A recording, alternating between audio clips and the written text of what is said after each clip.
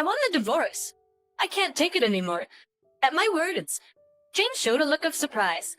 For a wife to say such a thing to him was intolerable, and his expression slowly turned to one of anger. Being the CEO of a company, he has a lot of pride. Yet he lacked responsibility and the ability to reflect on his actions. His attitude negatively impacted both our home and his company. Fine, but you're raising all 4 kids on your own. I won't be paying child support or any other bills. Scoffing, James looked down on me, showing no sign that he thought his words were irresponsible. Even though 2 of those kids were from his previous marriage.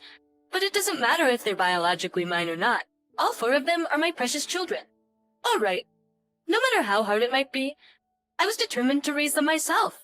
After we divorced and moved to our new place, James suddenly showed up. Why did this happen to me? Watching James in his distraught state, I couldn't help but silently laugh. Finally realizing, to take in joy. I thought, from now on, you're going to reap what you've sown. My name is Lydia, 34 years old. I'm a stay-at-home mom in a bustling household with my husband and 4 kids. Our children are eldest son Michael, 15, eldest daughter Sophia, 14, second son Jack, 8, and younger daughter Ava, 6. They're growing up fast, eating well, playing a lot, and thriving. Sure, they argue from time to time, but they get along great, and our home is always filled with laughter. James, who's now 39, is the CEO of a manufacturing company, and we remarried 9 years ago. Actually, Michael and Sophia are from his previous marriage. They're his stepchildren. His previous wife passed away 12 years ago. James had a good fortune to be greatly favored by Mr. Wilson, a major shareholder in his company. I've never met him, but he's been mentoring James, introducing him to business contacts and so on. Their friendship began when they met at a bar. Back then, James had just remarried me and was looking to expand his business. Learning of James's ambitions, Mr. Wilson bought shares in his company, enabling James to grow it further. Life is truly unpredictable. Ever since, Mr. Wilson has been a great support to James and his company. I met James when I worked as a receptionist at one of his business associates. My first impression of him was, what a refreshing CEO. He had a lovely smile and always made it a point to greet. The receptionists with a take care as he left. Looking back, that was when I found James most attractive and likable. James began to change after our marriage as his company started to grow. He became arrogant and began taking people for granted.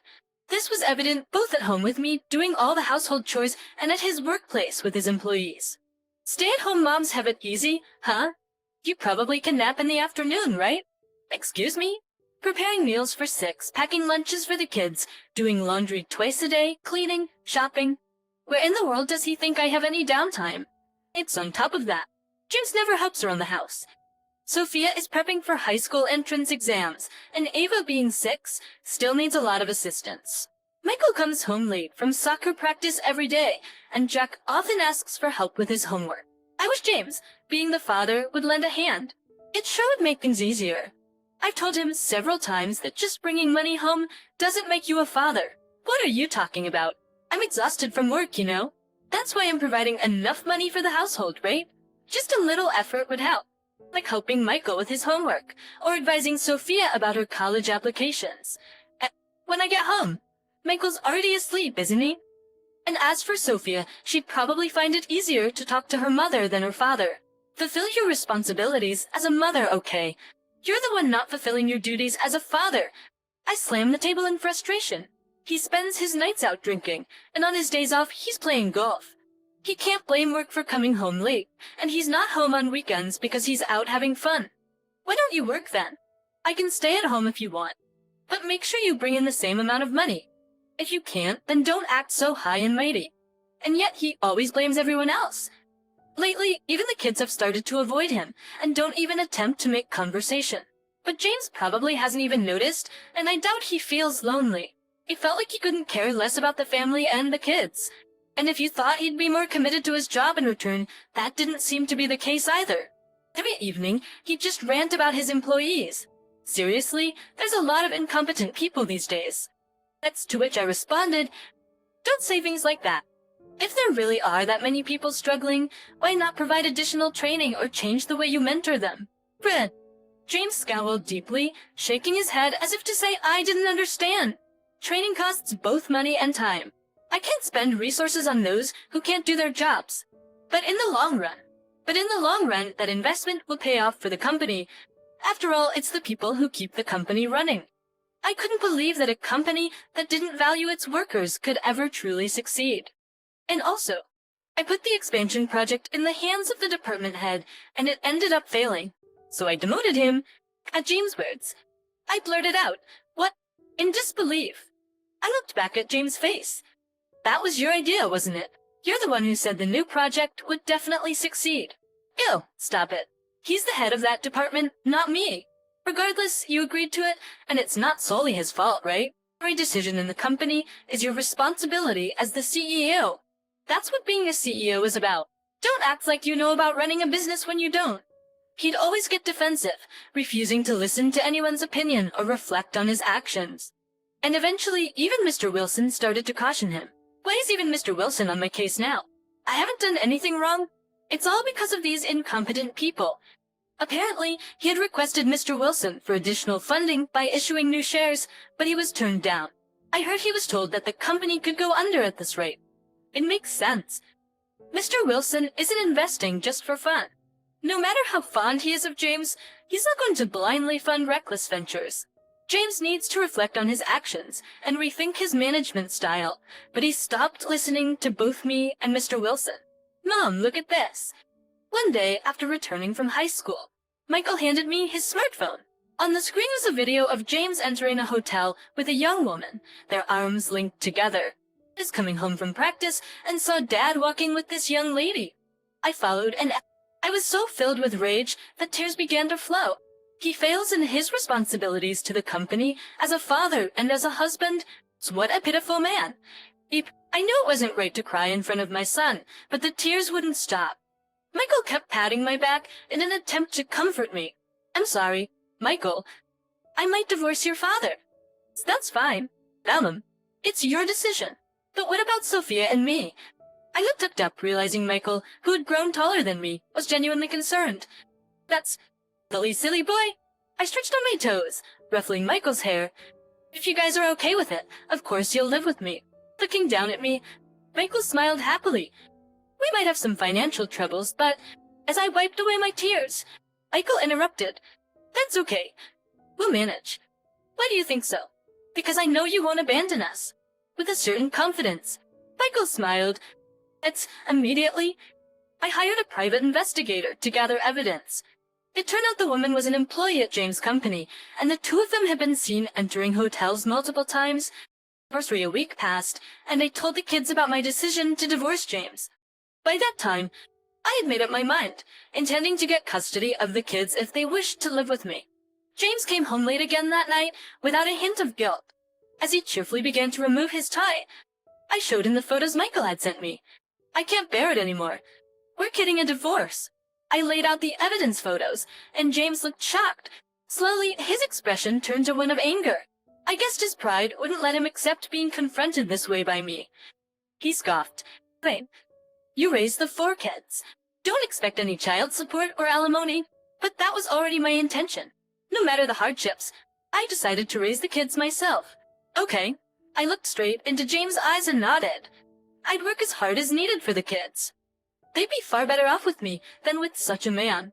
The next day, "Mom, there's someone I want to introduce you to," while I was tidying up the house.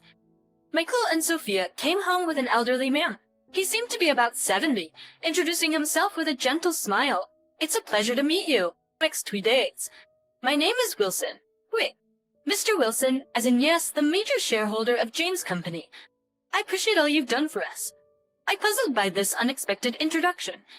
Why would Michael and Sophia bring Mr. Wilson home? Did they know him? Noticing my confusion, Sophia chuckled softly. Looking at me, she revealed, "Actually, he's our grandfather." "What?" "So let me explain." Mr. Wilson began. "I am the father of James' first wife. I divorced when my daughter was very young. I've always been focused on my work. Mr. Wilson had consistently paid child support even after his divorce. However, he never met or communicated with his daughter directly. He was completely dedicated to his job and didn't remarry. But after retiring and having some downtime, he began to wonder about his daughter. He wanted to see if his grown-up daughter, whom he knew nothing about, was leading a happy life. When he hired a detective to find out about her, he learned that both his daughter and her mother had passed away. And yet, Mr. Wilson found out about his grandchildren and that they were now being raised by his daughter's husband, James. He thought of introducing himself and offering support if James was raising them alone. However, it was right around the time James and I got remarried. That's why I hid the fact that I was his first wife's father when I approached James at the bar. I learned that he was having financial troubles with the company, so I offered to help. Mr. Wilson explained. So meeting in the bar wasn't by chance. Exactly, he replied. Apparently, about 3 years ago, he approached Michael and Sophia on their way home from school and told them he was their grandfather. Since then, they had been in touch quite often. Michael told me about your divorce. At first, I was thinking of just offering some financial assistance. He trailed off, gazing at me thoughtfully. Michael also told me about James having an affair with an employee and what he says about them at home, and how you've responded to all of it. He probably learned about James blaming and speaking ill of his employees. I've been aware of the complaints against James from his staff for some time now. I hoped he'd come around, but I've been pretty disappointed in him. Hearing your employees being bad-mouthed, especially regarding an affair with one of them, is quite unsettling. Especially blaming your subordinates for your own mistakes. That's not what a leader does. Mr. Wilson himself had run a business. He certainly had a strict perspective on what's expected of a company's president. Then said, "Bitua," and stepped me, flapped. "I have a request for you," he said, looking serious. It took about a month to get everything set up. After the divorce, Mr. Wilson helped us purchase an apartment. It's a spacious place with 4 bedrooms, enough for the kids to live comfortably. Thanks to Mr. Wilson covering the down payment. I felt incredibly grateful. I can't thank you enough for all you've done. Oh, no worries. Mr. Sally, Lydia, you're gonna have to work hard from here on out, Mr. Wilson said with a warm smile. The kids were really helpful with the move, making the transition smooth. A few days later, in the middle of the day, the doorbell rang persistently. It kept ringing incessantly, and then there was loud, urgent knocking on the door. Checking the security camera, even though it's a secure apartment building. I saw James right at the entrance. How do you know where I live? How did you get in? I hired a detective and found out. Reached okay, did he open the door? Excuse me? I'm not letting you in. The moment I turned off the monitor, the knocking intensified. Please, open up. I reluctantly opened the door to avoid disturbing the neighbors, but had no intention of letting him in further. So what do you want? Standing firmly at the doorway, I crossed my arms and looked at James. There's a shareholder meeting coming up. You still have shares in my company, right? Yes, I do. Act permissions? They're discussing my removal as CEO. Of course. I knew. I had received the meeting notice detailing the agenda. James, losing his composure, pleaded. "You pose it for me?" I wondered what was going through his mind. Was he desperately approaching each shareholder like this? I can't get in touch with Mr. Wilson. James was frantic in front of me. Is even Mr. Wilson trying to remove me? Why am I facing this? Just went through me inside. I couldn't help but laugh at the sight of the distressed James. Did he finally realize? If he thought he could still get help after ignoring all of Mr. Wilson's advice, he was really naive. Holding back my laughter, I responded with an indifferent face. Who knows? But my answer is clear. I'm in favor of your removal. Seeing James' face filled with despair, I told him to leave. Also, just a piece of advice. No one would want a CEO who abandons work to do this kind of thing in the middle of the day. I thought to myself, this will be interesting. From now on, you'll be facing the consequences of all your past actions. On the day of the shareholder meeting, James appeared at the venue with dark circles under his eyes, looking weary. I greeted Mr. Wilson, but Mr. Wilson only returned the nod with a stern face. The moderator started the meeting, and the proceedings got underway. The shareholders were abuzz with the news of James' potential dismissal. Some even called for James' immediate removal, but Mr. Wilson opposed it. We need him to understand why this is happening. James, looking at Mr. Wilson, was on the brink of tears. He couldn't fathom why someone who had always been kind to him would say such things. The reasons for the dismissal. Mr. Wilson began reading from documents detailing James' misdemeanors, based on complaints from employees researched over a month, reports, and testimonials. We've recorded audio, and some incidents are on security footage. You're so incompetent. Is that why the performance is bad? James' recorded outbursts echoed in the hall. The content was unbearable, even denying the personalities of the other party. This on the large screen, a video showed James hitting an older male employee's head with a bundle of papers. The shareholders frowned. It wasn't just bad-mouthing his employees at home. James had been abusive at the company. This was his comeuppance for becoming arrogant, thinking he was favored, and not heeding Mr. Wilson's warnings. They kept bringing up requests and opinions without showing results. James stood up, desperately trying to defend himself. Yet, as expected, voices criticized. Did you really need to go that far? Striking with a bundle of papers. But the current audio and footage are malicious. Yes, I was framed. James claimed it was odd that the voice recordings didn't capture what was said before he began shouting. He asserted in front of everyone that they selectively reported only the parts that favored their argument. Even in the footage, there's no sound. You don't know what sort of rude things that employee said to me, do you? No one was inclined to take James' side at face value. However, some did voice that if they were going to dismiss him, they wanted to ensure everything was done fairly.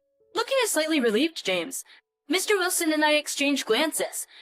The more James resisted, the more evidence we present. James seemed unaware he was digging his own grave.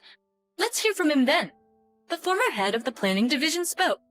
After the new venture that the CEO wanted failed, I was demoted. Even though he followed every directive, he was made responsible when things went south. That's not true. You failed, not me. Don't put this on me. In response to James's rebuttal, the former head repeatedly stated, I simply followed instructions. Touching his fist in frustration. When I looked back in surprise, all eyes were on me.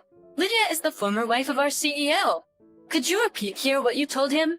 He prompted by Mr. Wilson. I stood up. Yes, the CEO is responsible for everything in the company. That's what being a CEO means. Mr. Wilson nodded. I feel the same way. And many shareholders nodded in agreement. Wait, I may have demoted him, but I didn't fire him. The company, meaning me, bore the losses. Just for that, do I deserve to be dismissed? James didn't show a hint of remorse. That was the main issue, but it seemed James hadn't learned. Mr. Wilson interjected.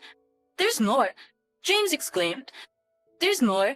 Then, on the screen, a picture was displayed showing James entering a hotel with a female employee. What? James, in shock, lunged at me. Several shareholders restrained him. It's all crusty to you. You showed this to Mr. Wilson. Mr. Wilson promptly responded. No, she didn't. James quickly responded to Mr. Wilson with a puzzled, But other than Lydia, who could it be? This was taken by my grandson. Michael, what did you say? Grandson? Michael? James was shocked, raising his voice in disbelief. Mr. Wilson smiled and nodded. But surely, if I tell you Michael and Sophia are my grandchildren, would you understand? James's eyes widened, and he sank to his knees. So all this while, the one who's been supporting me was because my daughter was in your care, and you were raising my grandchildren. I believed in you, but you've changed. Just because I told Lydia to raise those kids, my life's over. It's because of your true character. James crouched on the floor, clutching his head, and began to sob.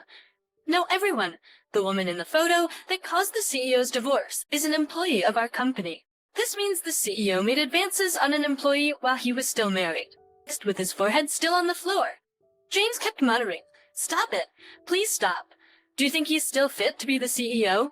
With Mr. Wilson's words, the unanimous decision was made to dismiss James. After James was let go, I took on the role of CEO.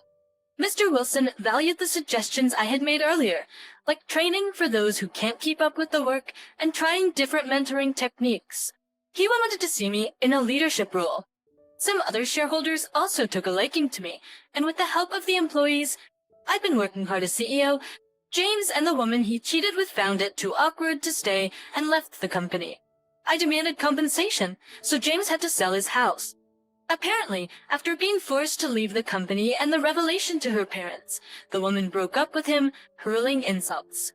As for us, we're living happily as a family of 5 in an apartment. On days I work late, Mr. Wilson comes over to watch the kids. Jack and Eva are equally fond of him, and they love spending time with Mr. Wilson. Michael and Sophia have started preparing dinner and waiting for me. I'm grateful to Mr. Wilson and the kids, and I'm living every day to the fullest. David and Samantha are coming home to give birth, so you need to leave, my mother-in-law coldly declared. My eldest son and his wife are scheduled to return in 3 days. Hey, me? Not understanding the meaning. I was dumbfounded when she continued. Yes, we don't need you to play the role of a mother anymore. You've served your purpose a long time ago. Now, David and others will live here, so please leave by tomorrow. I had known I was not accepted as family since the day I got married. I've been treated as my husband's wife until now, but I never thought I'd be told to leave after so many years. You are a failure who can't bear children. We allowed you to experience child-rearing. You should be grateful. We have no obligation to support you anymore. Even Michael is tired of you. Hey, Michael too. I swallowed hard. If this is not just a conspiracy between my mother-in-law and David, then I don't need to be considerate to my husband anymore. They're foolish to drive me out, but it's my mother-in-law who lights the fuse. What happens to this house from now on is not my concern. They should face the reality that they could have ignored. I am Chloe Robinson, 45 years old. I live with my husband and mother-in-law, near a popular area close to the station in New York. The accessibility to the central part is outstanding. At the time of house hunting, my husband, who had just been promoted to section chief, was particularly concerned about this. The rent is high, but there are many rooms, and it was worth the slight stretch. My husband Michael is 8 years older, divorced, and we met through a friend's introduction. His kindness and tolerance, unique to older men, gave me a sense of security, and we decided to get married after 2 years of dating. Even after I told him that I can't have children because of a past illness, his attitude remained kind. Conversely, even after hearing about his circumstances, my feelings did not change. My husband had a son, David, from his previous marriage. I'm truly sorry to ask you, a first-time bride, to live with a parent and son. I will not cause you any other trouble. I will definitely make you happy. My husband promised. He even suggested moving to a spacious apartment to prepare a room for me so I wouldn't feel stifled in the new home. David will be turning 10 this year, and with his grandma around, I think hardly any hands are needed. So there's no need for you to forcibly become a mother. After divorcing his previous wife, my husband had been living at his parental home, receiving childcare help from his in-laws. Years later, my father-in-law passed away in an accident, and my mother-in-law seemed to have been taking care of David as a mother. David wouldn't meet my eyes from the first time we met. I figured it was just shyness, or maybe it was the difficult age, so I didn't mind it. As long as he accepted me as a housemate, I was fine with that. My mother-in-law was a quiet and elegant person. Even when I visited for a marriage greeting, she was polite, and I thought we could get along living together. I'll prepare the meals as usual. Michael often comes home late, so it's fine if meal times are different. Times are different. Unquestionario. I'll ask you to take care of cleaning and laundry. Understood. Thank you very much. After getting married, I changed from being a full-time employee at the pharmacy to a part-time one. I started to work slower in the morning to share household chores, and I usually got home around 8 p.m., but the meal was always prepared when I arrived. I was thankful for this living arrangement. My mother-in-law and David would have their meal before, and I was always alone. Though I felt somewhat sad about being married and eating alone, I accepted it as our style. However, it turned out that my mother-in-law never thought well of me and had no intention of accepting me as a family. David, you had a sports day coming up before summer, right? When is it? We'll all go to cheer for you. Oh, what about their marriage? I spoke to David, who we still couldn't get close to. Yeah. No, interrupting David's hesitation, my mother-in-law cut in. We'll go to the sports day, just Michael and me. Chloe, you don't have to worry about it. Misinterpreting my mother-in-law's words. I thought she was being considerate. I can take a day off work. Let's all go together. It's fine. You are Michael's wife. The family for David is still just me and Michael. I was considerably shocked when I spoke to my husband about it. That night, Mom was always clinging to David. I'll talk to her. Occasionally. I also started participating as a mother from that year's sports day, but aside from school events, there were almost no opportunities for David and me to be alone together. Sometimes David seemed like he wanted to say something, but my mother-in-law always intervened. I learned it later on, but it seems that my mother-in-law had been bad-mouthing me to David. Chloe was saying she could be happy alone with Daddy if you were gone. She's a terrible person, right? Daddy is surely being deceived by her. It wouldn't be strange if a boy in his sensitive years developed distrust towards me after hearing such things. It's a sickening story, but back then, I never thought that my mother-in-law could do such a thing. After graduating from high school, David immediately moved in with his girlfriend who he had been dating and left home. After getting a job a year later, David registered his marriage with his girlfriend without having a ceremony. When David left home, it was surprising how my mother-in-law stopped doing household chores. Instead, it seemed that bullying me became her only pleasure. She didn't cook anymore, just sat at the dining table waiting for me to come home. I went straight to the kitchen to make dinner without even sitting down.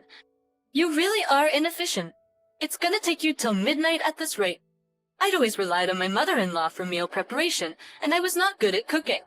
As soon as the food was ready, my mother-in-law tasted each dish and complained about how bad it was every time. I'm sorry. I'm trying my best. Oh, Chloe, you are surprisingly tasteless. Luke and David never had to eat such things. If it's bad, she should just make it herself. She just wants to complain to me. Not only the meals, she also started to criticize the cleaning and laundry, which she had never mentioned before. Why are these laundries so wrinkled? You have to vacuum every corner. You really can't do anything right. Didn't your parents teach you anything? Saying that, my mother-in-law sighed while looking at me. Being demeaned about my family? I clenched my fists in frustration. I don't know how you got Michael, but I can't see you having that much charm as a woman. And at the end of every sarcastic comment, she always said the same thing. And if it weren't for you, David wouldn't have left. I knew that David leaving left a big hole in my mother-in-law's heart. It might be what they call empty nest syndrome. If taking it out on me made her feel better, I thought I would endure it with that mindset. But with a certain incident as the trigger, my mother-in-law's harassment stepped up a notch. That event was the pregnancy announcement from Samantha, David's wife, our first daughter-in-law. My mother-in-law was elated like never before. A baby from David? It's definitely gonna be cute. Oh, it's my first grandchild. Seeing the two so happy made me happy as well, but my mother-in-law's joy was extraordinary. The main reason my mother-in-law was so thrilled was probably because David asked her, "Grandma, can Samantha give birth in the hospital near you and stay at your place after the birth?" Samantha's parents live an hour away by plane, and there's no one here she can rely on, so they asked to rely on our home. Of course, my mother-in-law couldn't refuse David's request. Phone calls from David became frequent, and my mother-in-law's tensions skyrocketed. The day after a call, my mother-in-law energetically began preparations. From cleaning David's room, preparing futons, to creating a list of baby items, it seemed she had grandchild fever. Naturally, when I returned from work, I had to join in. Chile, I've swept David's room, so please wipe the floor and windows. Also, please wax them. So we're going to the department store to look at baby beds on the next holiday. The cleaning and waxing at night was tough after getting tired from work. If I skimped, I was ordered to do it over again. Furthermore, my mother-in-law demanded money, and before I knew it, the house was overflowing with baby goods. Chloe, please withdraw some money tomorrow. I found something I want to prepare for the baby. Again, all preparing so much be a waste. Let's choose together after Samantha and David come. I had wanted to respond to my mother-in-law's requests, but I was troubled being made to spend money like water. How can you say such a cold thing? It's Michael's grandchild, right? Oh, that's right. Chloe, you're not connected by blood to David, are you? It doesn't matter to you, right? That's not true. Please don't say such things. I just thought Samantha would want to choose for herself. Don't you want to use things you've chosen for your own child?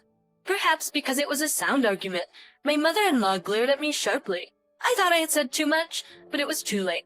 My mother-in-law, without saying anything and with a frustrated look, returned to her own room. I did reflect, but I was also shocked to have been talked about like that regarding David. The next morning, my mother-in-law still hadn't gotten up, seemingly still angry. My husband was leaving for a 3-day business trip that day, so he said through my mother-in-law's door, "I'm leaving. Please don't dampen Mom's excitement about her great-grandchild. She hasn't been herself since David moved out. You were worried too, weren't you? Yes, but if she spends so much money, we'll be broke by the time David and the others come." My husband immediately scowled. "Are you saying it's because my earnings are bad?" "I'm not saying that." My husband, saying it was fine, left with an unsatisfied expression. It's always like this when it comes to money matters. Since I'm the one managing the money, I can't help but think about the future. Of course, there was a reason for worrying. We've been married for 13 years. I've really had a comfortable life with my husband. Michael, you can use your part-time job money, Chloe, just for yourself. Since Michael said so, I've been saving all the money except for my allowance. Even though it's in my name in the bank book, I consider it our shared property. But the performance of Michael's company has worsened, and his salary has dropped to 2/3 of what it was when we got married over these 5 years. There's a fear whether the company will last until his retirement, but it didn't seem like he was considering changing jobs. Maybe he can't let go of his manager title in front of my mother-in-law. Now, I'm paying the rent, and Michael is paying for living expenses. I've kept it a secret from my mother-in-law to save my husband's pride. I took off work a bit early that day to apologize to my mother-in-law. When I got home, my mother-in-law was already sitting at the dining table waiting for me. I'm sorry about yesterday. I said too much. My mother-in-law didn't respond. Instead, she hit me with something out of the blue. David and Samantha are coming back home to give birth, so you should leave. David and his wife are scheduled to return in 3 days.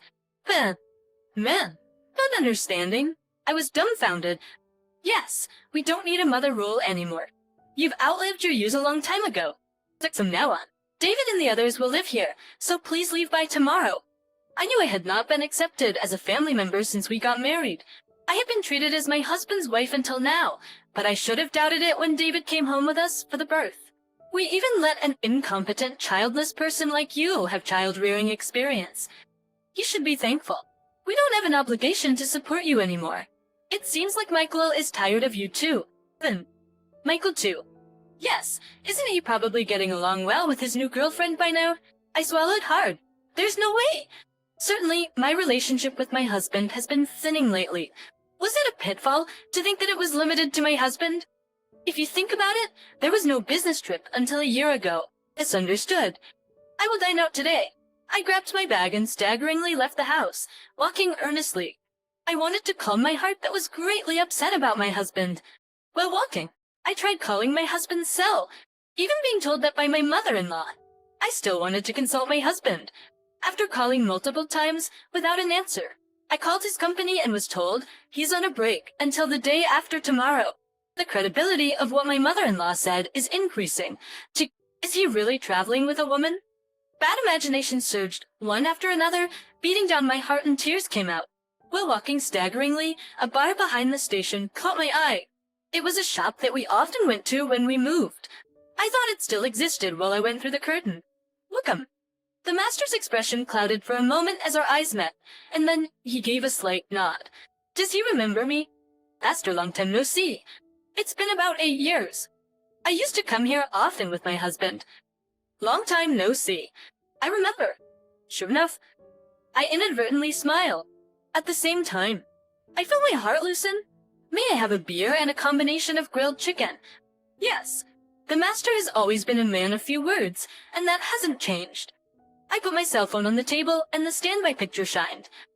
It was one taken with David when he turned adult. He looks good in the slim suit we chose together. I really wanted to get along more as a family. As I was gazing, a part-time girl brought beer and grilled chicken. As I gulped down the chilled beer, I felt as if the fatigue of my heart was also washed away. I wonder if it's possible to move tomorrow. When I searched, I found a moving company that can do it the next day. I also checked for junk buyers and saved 2 in my favorites. G-Praps Teal Ale, on a whim. I changed my phone's wallpaper. It feels like my head is completely clear. Both the beer and grilled chicken taste exceptionally good. Now it's our Muxton. I'll go home and think it through carefully. When I started walking out of the restaurant, I was stopped with an excuse me from behind. Turning around, a girl, an employee from the restaurant, was running towards me. Are you Mrs. Robinson by any chance? I happened to see your screen wallpaper just now. Yes, I am. It felt like an act of God. Your husband, he's having an affair with one of our employees. Maybe her youth made her sense of justice strong. That must be why the restaurant owner had that expression. She said my husband still frequents the restaurant, deeply involved with a long-standing part-time female employee. Even during work, when customers are few, they're always talking. After the bar closes, they leave together. They're always so clingy. It's really disgusting. At her candid thoughts. I can't help but give a bitter smile. We exchange contact details. If something happens, I'll contact you, Those words felt supportive in my lonely battle. What my mother-in-law had said was true. Once my mind was clear, rather than sadness, a bubbling anger was rising within me. Might as well go all out and end it. I made a reservation with the moving company I had saved in my favorites. If it's not just a conspiracy between my mother-in-law and David, there's no need for me to be considerate to my husband anymore. They're foolish to drive me out, but the one who lit the fuse was my mother-in-law. What becomes of this house from now on is not my concern. When I got home, I spent until midnight packing my belongings. There's no more hesitation. At exactly 2 p.m., the scheduled moving company arrived. As you told me, I'm leaving today. The moving company is coming, so I'm taking everything I bought. Yes, it would be nice if you could erase even the traces of you being here. As she wished, I took out all the furniture and appliances from this house. I'd been paying for everything other than rent and living expenses with my part-time job money. Watching the belongings being carried out one by one, my mother-in-law began to panic. Wait a minute, Chloe, what's this? We can't live if you do this. But leave no trace. I'm taking out everything I bought. You can start a completely new life from tomorrow. While holding back my laughter, I ignored my resisting mother-in-law and carried out everything. She was complaining to the moving staff too, but that wouldn't change anything. The only things left in the house were a ton of baby goods and a chest of drawers from before my marriage. Well then, goodbye. I believe I've left no traces behind, so please be happy with Michael and David from now on. Leaving my mother-in-law sitting in astonishment, I placed the keys and left the room. I had my luggage held temporarily and decided to stay at a single colleague's house for a while. Feeling accomplished, I slept soundly that night. It was a week later when my husband contacted me. Just were he and his lover making some plans? Well, my husband was dawdling. I got a message from a girl at the bar. I got a good picture. I'm sending it. There was a picture of my husband, chatting amiably with a not-so-young woman in the bar. The girl, perhaps feeling a sense of justice, must have followed them after closing. Photos of the two entering a hotel were also attached. Even in such times, it seemed the affair was ongoing, and the last bastion of my husband cleanly dissipated. I asked her to find out the woman's name and address for me. When all the evidence of the affair was prepared the next day, my husband called, "Where are you now? David and Samantha are here. Aren't you coming back soon?" "No, I'm not coming back. Your mother told me to leave. I'm done. Aren't David and Samantha gonna live together now?" I knew it. David and his wife are moving in because they have no money. I heard that after graduating from a vocational school, they've been changing jobs, and now they're working part-time. No, I want you to come back. When I went to the pharmacy, I heard you're taking a break for a while. Do you have a place to stay? Yeah, I'm fine, so don't worry about me. Your mom and David must have hated me. They'll be glad to live freely without me. My sarcasm leaves my husband at a loss for words. He's been turning a blind eye to the fact that his mother and David have not accepted me as family. Well, it's fine.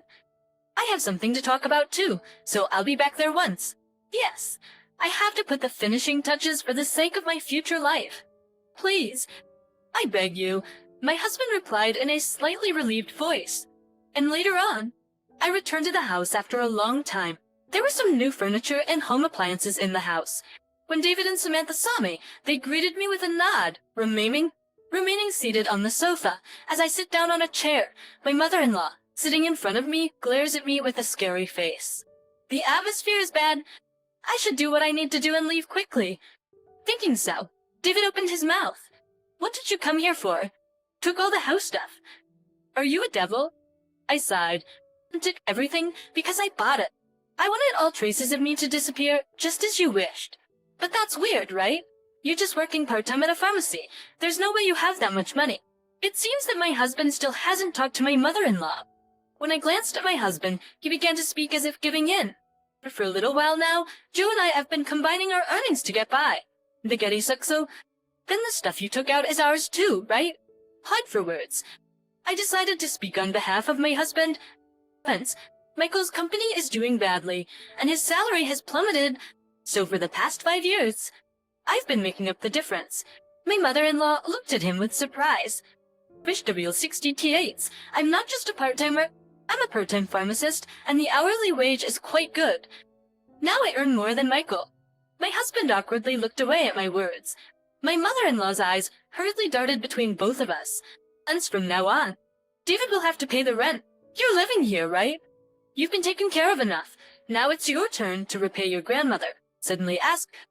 David, with a surprised face, inquired, "How much is the rent? $2,400? Do your best. It seems I'm done playing the mother role, so I have no obligation to look after you. Pull yourself together. You're going to be a father soon." David shook his head slightly, muttering, "That's impossible." Samantha, hearing this, raised her voice. "Wait, $2,400? You said if we live here, we don't have to pay rent or living expenses. I even quit my job. David's salary is only $1,200. What are we gonna do?" I almost burst into laughter. "Don't worry, Samantha. You can move to a cheaper place, right? Michael still has a decent salary." During this, Samantha's face relaxed a bit. "Oh, but I'm going to claim compensation from Michael and his mistress, so life might still be tough." Suddenly, Samantha broke down in tears. My husband was the one in panic. "What are you talking about?" Your mother told me about the new women. I'll quit being your wife." "That's definitely a lie from Mom. You're the only one for me." My husband probably thinks there's no proof. Indeed, it's only been 10 days since I left the house. Wouldn't Evelyn be hurt if she heard that? Well, I'll contact her about this later. Hearing the name Evelyn from my mouth, my husband shivered. Realizing I knew everything, he sighed, holding his head. "Well then, I'll be going now. From now on, let's communicate through our lawyers." Seeing that, I handed him the business card of my divorce attorney. Both my husband and David said nothing more, remaining silent. As I stand up with my bag in hand, my mother-in-law stands up simultaneously. Slamming both hands on the table, she shouts, "What's this? This mess is all your fault," in a voice so loud it's hard to believe she's an old woman. I'm instinctively infuriated too. "It was you who said get out. You said Michael had another woman. You interfered with my relationship with David. It's all on you." Feeling something hot welling up inside my chest. I regret not pushing further into my relationship with David, not holding back because of my mother-in-law. It's not about David. Play your part. Michael is having a hard time. Support him as his wife. Take your responsibility as a family. What is this woman talking about? If she hadn't called David back to this house or hinted at Michael's infidelity, I would still happily be supporting my husband and this household. I've always believed and supported Michael. I don't need any role anymore, and I won't return. Then I look straight into my mother-in-law's eyes and say slowly, from the beginning, I was never accepted into the family, so I can't take responsibility as a family member. My mother-in-law's lips tighten into a straight line, and she is shivering. I slip past the silent mother-in-law and quickly leave the room. Later on, my husband easily agrees to the divorce. It seems he can't argue against the photographic evidence of his infidelity. I sued my husband and Evelyn for causing me emotional distress and demanded a typical amount in compensation. It seems they immediately started the procedures to move out of the apartment. In the end, David and Samantha returned to the apartment, never to live with my mother-in-law again. My husband is considering remarrying, but Evelyn is furious at the addition of alimony and the request to live with my mother-in-law. He's considering putting my mother-in-law in a facility. It feels a bit pitiful to be abandoned by the son and granddaughter she has loved so much now. Is it the end of my family? Is it the end of my mother-in-law role too? If my mother-in-law had said nothing and it had just been a homecoming birth, we might still be living together. After the divorce from David, an apology letter arrives. It includes things like he really wanted to be spoiled more as a child, couldn't talk because Grandma disliked it, and was happy when it came to school events. I should have reached out more. We might have been able to establish a different relationship. Although our relationship has ended, I am silently praying for David's future happiness. I returned to my job as a pharmacist and soon rented an apartment near my workplace. Feeling uneasy about the furniture and appliances I took with me, I asked a waste product buyer to purchase and dispose of them all. Life without the bullying is quiet and comfortable. But for a while, I want to live prioritizing my own happiness rather than living for someone else. Jessica is saying that she was pushed by you. I'm preparing a police report, so be ready. The look on Robert's face as he stared at me was one of deep disappointment. I would never do that. Jessica is, before I could finish, I heard a loud thud and found myself sprawled on the floor. Stop lying. It took me a moment to realize I'd been punched by Robert. I found my face with trembling hand and saw blood on it. I've heard about your harassment for a long time now.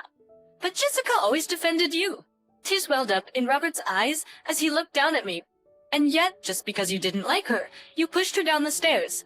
I can't believe it. I still couldn't believe the events from a few hours ago. Behind Robert, Jessica, leaning on crutches, smiled sweetly at me when our eyes met. That sweet face filled me with dread. Albert, stop it. Linda, along with someone else, rushed into the living room. She came straight to my side and wiped the blood from my face with a handkerchief. The person with her was a police officer in uniform. Perfect timing. To arrest this woman. Robert, the one who should be arrested, isn't our mother. Wait, I've evidence. What Robert showed us next was shocking. It would soon reveal Jessica's true colors. I am Susan, 63 years old, with a son and a daughter. My husband passed away 3 years ago, and now I live with my eldest daughter, Linda. Although she's 33, perhaps because she works in a female-dominated environment, she's still single. One day, while living peacefully with Linda, I got a call from my son, Shrink Radward. Hey Mom, I'm gonna be transferred to your city next month. Next month? That's so soon. Robert got married last year and has been living in another state. His company requires a lot of relocation, and he only visited during Christmas. We've been looking for an apartment since last month, but Jessica couldn't find one she liked. Jessica, Robert's wife, is a young and pretty 23-year-old. I don't know what she sees in my son, who's turning 38 this year, but he's head over heels for her. Can we stay at home until we find a place? Our house is close to the station, so it's convenient for commuting. Our home is near a station, and a few years back, a big shopping mall was built nearby, making it a prime location. Well, let's meet up and discuss it. Got it. How about this Sunday? And so after a long time, our whole family gathered. Hello, Susan and Linda. Sorry we've been away for so long. We really apologize for not finding a house yet. Seeing Jessica again after a while, she seemed very modern, almost like a granddaughter coming for a visit. We want to buy a house someday. That's why we're saving money now. It's hard to find a place that's affordable and to our liking. She seemed more mature than I remembered. However, Robert's job requires him to relocate frequently. I wonder what they're planning. We don't want to keep moving and uprooting our kids. Imagine them making friends only to say goodbye soon after. Lenny's, oh Robert, I never thought you'd think about such things. I watched the two of them with a warm smile. I understand, but how about setting a deadline of 6 months? We have Linda here, and we have our own lives, you know? I get it. We'll probably find a place before that. Is it okay if we cover half the living expenses? Style Roberts. I'm gonna look for a job nearby, so I have to contribute. I couldn't help but laugh. I'd always been concerned about Jessica, who's 15 years younger, but she seemed more mature than I'd expected. Just the living expenses will be fine, since it's just for half a year. And so our temporary cohabitation began. At that time, Linda set some rules for the couple. Please don't enter my room and don't touch my things. I think you can distinguish between my stuff and Mom's. Okay. We'll be careful. You really don't like people touching your things, huh, Linda? Jessica cheerfully responded. Looking back, Linda might have felt like she was being intruded upon from that moment. It couldn't be helped. Robert and his wife would be living on the 2nd floor, where Linda's room was also located. Once they moved in, Jessica eagerly helped with household chores. She'd finish cleaning and laundry in the morning, leave to look for a job in the afternoon, and return in the evening to help prepare dinner. I absolutely love your cooking. Susan, my parents never really cooked, so I'm happy to be in the kitchen with you. Oh, can I taste this? Jessica was very friendly and effortlessly closed the distance between us. She had a way of getting into your heart, just like a kitten. After a few days of living together, I could see why Robert had fallen for her. Today, I got a part-time job offer. About 2 weeks into our living arrangement, Jessica announced this at dinner. It's a job shipping interior goods. Sounds fun, right? 5 days a week, from 9 a.m. to 6 p.m., I'm gonna work hard. Are you sure? You don't need to overdo it, but I might not be able to help around the house as much as before. But I'll make sure to wake up early and not cause any trouble. Her determination made me want to support her. That's fine. I'll take care of the house chores so you can focus on your job. The first few weeks are always tough. And so, I took over all the household tasks. If it was to support Robert and his wife, it was the least I could do. With Linda helping out on weekends, it wasn't too bad. Once Jessica started her job, she seemed exhausted when she came home. I was glad I'd taken over the chores. Switched detections, one day, I witnessed Linda confronting Jessica. Hey Jessica, I told you not to touch my stuff. You've been using my cosmetics in the bathroom, haven't you? I'm so sorry. I'm saving money right now and can't afford to splurge. I'm truly sorry. Jessica apologized with a puppy dog look, but Linda didn't seem to accept it. Don't just use other people's things and save money for yourself. If you do it again, I'll get the money from Robert. Okay, I'm really sorry. I was concerned about Linda's frustrated demeanor, so I called her to my room that night. She told a surprising story. When Robert wasn't around, Jessica would come to her room and complain. She's telling me to move to the room downstairs since I'm in their way. She acts all sweet in front of you, Mom, but she's really not. Knowing Jessica's amiable nature, it was hard for me to believe Linda. However, the tension between them was evident in the following days. It was a common scene. Each of on a Sunday evening, while everyone was gathered in the living room, Linda was folding the laundry. Jessica, at least fold your own laundry. Just because you started working doesn't mean you get to... Working doesn't mean you get a pass on everything. Right? I'm sorry. I just got a bit lazy. I'll do it right away. Please forgive me. I'm really sorry. Tears welled up in Jessica's eyes as she went over to take the laundry from Linda. Okay, Linda. There's no need to speak to her like that. Just help her out. Robert then wrapped an arm around a teary-eyed Jessica. Jessica looked up at Robert with watery eyes. Jessica, I'm sorry about my family. Let's go out for dinner tonight. Fine, we.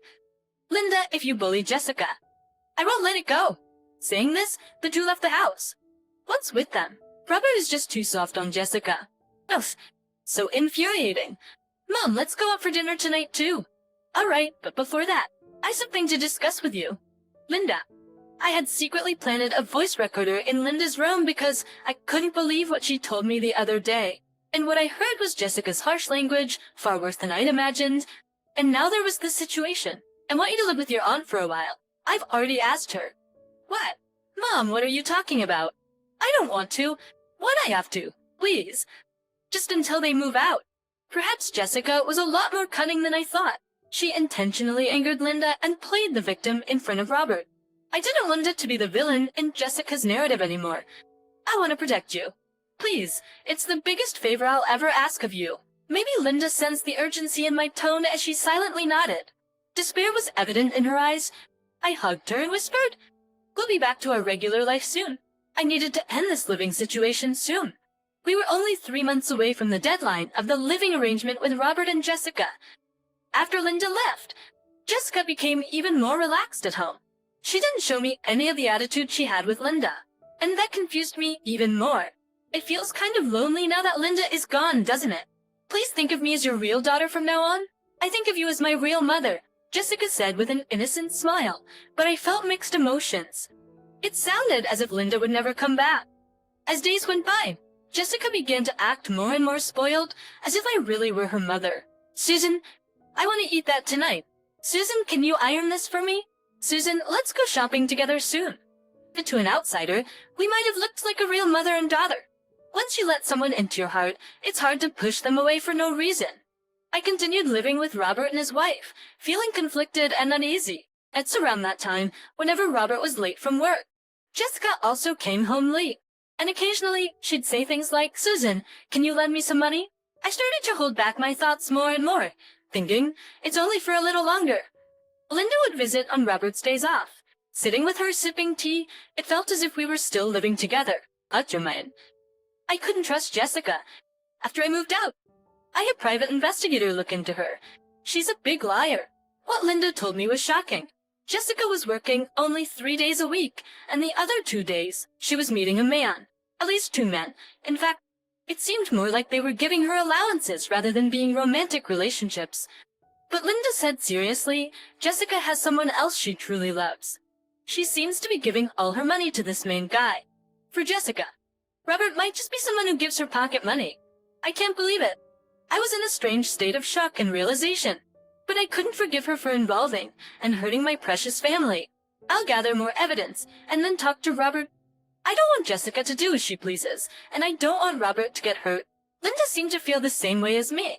I had been thinking I just needed to be patient a little longer, but that feeling was completely gone. I also needed to prepare for any unforeseen circumstances. Hey, have you guys found a place yet? It's almost the end of our agreed period. I hadn't heard much about their house hunting since we started living together. I had always wondered if they were really looking. Yeah, we checked out some places near my office the other day, found a few good ones, so Jessica and I will go for a viewing soon. That's good to hear. Robert, you said you'd leave it to me? I like it here. Linda moved out, so why can't we just live here? I was at a loss for words.